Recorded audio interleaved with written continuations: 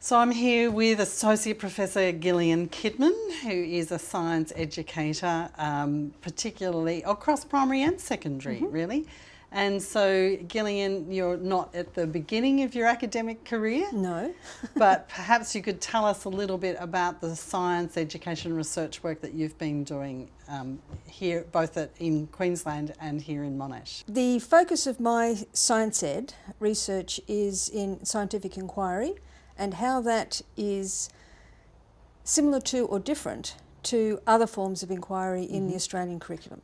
So in particular, geographical inquiry, historical inquiry, and also in the interdisciplinary nature of science education through STEM, through sustainability. Great. That's where I'm focusing my time at the moment. And I think it stems from, or goes back to, the work I've been doing a lot in Queensland on the extended investigations that they were doing up there. So Gillian, you've been to a number of ASERAs yourself, and you've also convened a couple of ASERA conferences. Yes. So can you give us some insights into how ASERA has contributed to your academic career? ASERA has contributed enormously. My first one was in Townsville in 2002, and my head of school sent me up there to see what the fuss was about, and they were his words. The reason being my doctoral studies were in mathematical psychology.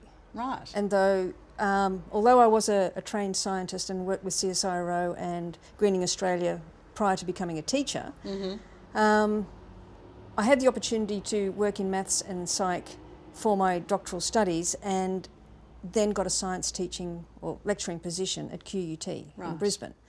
So virtually overnight I was told to forget my maths, forget your psych, go back and reinvent yourself in science, and here's a conference we will send you to. Right.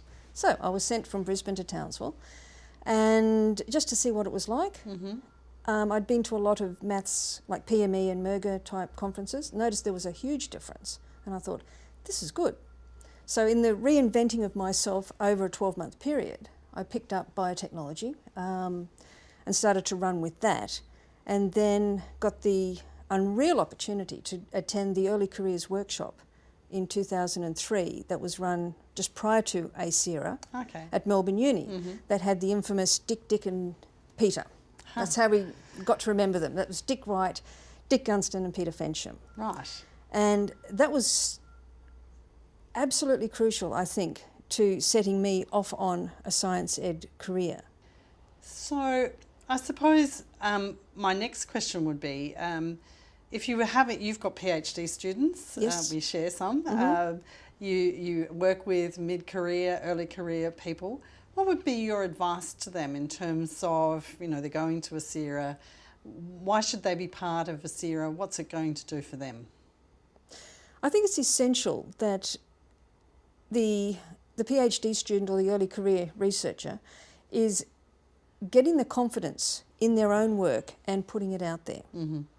And ASERA is really good because you can get it critiqued, but it's critiqued in a friendly way rather than an almighty attack, which you can get at other conferences, or you can get a paper-based attack or electronic attack when you put a work into a journal and you just get crucified. Yes. But it's the friendly nature of it. And there's no point in doing your research if you're not putting it out there. And that's what I try and... So it's a confidence building, it's a skill building, a whole lot of things that are crucial at all stages. So it's not just with the early careers. Yeah.